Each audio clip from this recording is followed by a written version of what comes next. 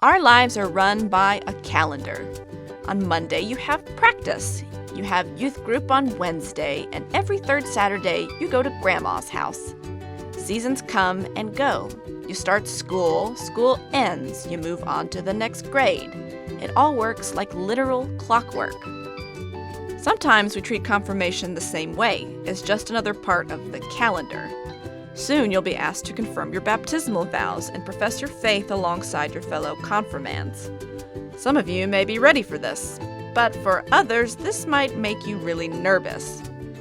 You see, some of you already feel this in your soul. You can barely wait for confirmation. You know that you believe. You know that you want to be part of the church.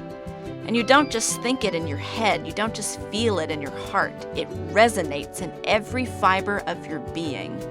It's time and it's right. But some of you aren't there. You know that confirmation is important. You don't take it lightly, and that's why you're nervous. Because you're still on the fence. You might get it intellectually. You agree with the things you've learned. You know they're valuable and important. You even agree with the vows you'll be asked to make. But something is missing. You know that you believe, but you don't know. You want to feel it. You want to have that fire that you see in other people.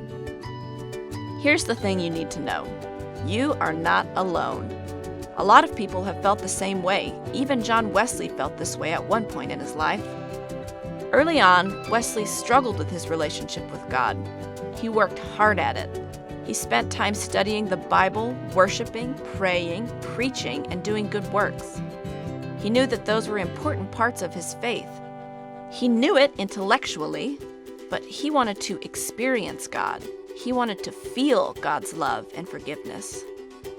He read the Bible every morning, and one day he found himself reading Mark 12. He was struck by the words in verse 34, where Jesus says, "You aren't far from God's kingdom." These words bothered Wesley because at that moment he didn't feel like he was close to God's kingdom at all.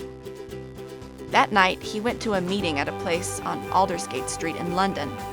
One of the other attendees was reading aloud from an essay about the book of Romans. The words being read struck Wesley to his core. And in his journal later that night, he wrote that he felt his heart strangely warmed. He said that in that moment, he trusted in Christ and for the first time felt assured that his sins had been forgiven. Wesley knew all of this already. He knew it in his head, he professed it, and he lived his life as if all of this were already true. But the relationship, the assurance, and the emotional connection took time. You see, our relationship with God doesn't develop according to a calendar. Sometimes it needs to be lived, to be experienced fully, and that requires patience. You might not feel God today. You might not feel God tomorrow, or next week, or next year.